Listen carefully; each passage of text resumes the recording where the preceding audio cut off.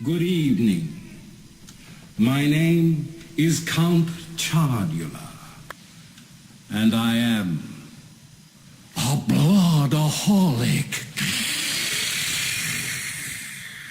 I would like to tell you a little bit about myself. For so many years I was unwilling to admit that I was a real bloodaholic. No person likes to think he is bodily and mentally different from his fellows. Therefore, it is not surprising that my blood-drinking career had been characterized by countless attempts to find a vein and prove that I could drink blood like a normal blood drinker. The idea that someday I could learn to control and enjoy my blood drinking is the great obsession of every abnormal blood drinker. The persistence of this illusion is astonishing. I pursued it into the gates of insanity, so much that I sacrificed all for the sake of blood. I'm a good man, a fine fellow, but let me drink blood for a day, and I become disgustingly, disparagingly, and even dangerously antisocial. There were times when I believed that I was regaining control, but such intervals, usually brief, were inevitably followed by still less control, which led in time to pitiful and incomprehensible demoralization. I lost it all, my job, my friends, my family, all for the love of blood. And in spite of all of this, I continued time and time again to try, through every form of self-deception and experimentation, to prove that I could drink blood like a gentleman. Here are some of the methods that I tried. Limiting the number of sips.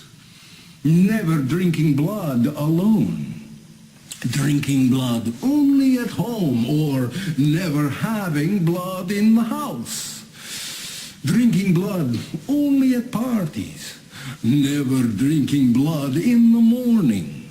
Agreeing to resign if I was ever caught drinking blood at the office. Vowing to drink only donated blood. Switching from B positive to O negative. I tried it all and nothing worked until finally I learned that I had to concede to my innermost self that I was a bloodaholic. This is the first step in my recovery. The delusion that I am like other people and can drink blood respectfully, had to be smashed.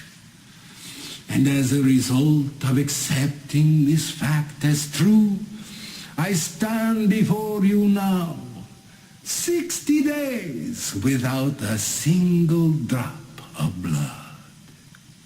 But I must be diligent, for I have not been cured. No, my recovery is but a daily reprieve from my addictions.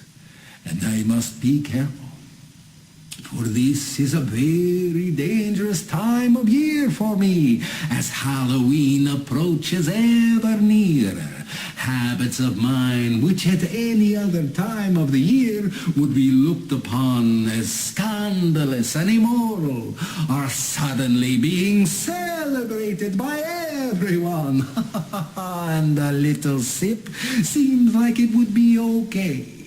It's Halloween. Who would mind if I drank a little blood? And that might be true, but I have a little sip at Halloween, and the next thing I know, I'm coming to in a motel room lying next to the bloodless corpse of a department store Santa, and I have no idea how I got there. Diligence and abstinence are the key. It is but a daily reprieve, or, as they say, we take it one vein at a time. Well, that is my story. I can only hope that by sharing my experiences with you tonight, I may have touched someone out there who is perhaps beginning to question their own blood-drinking habits. If so, I remind you, there is a solution. Thank you for letting me share, and good night.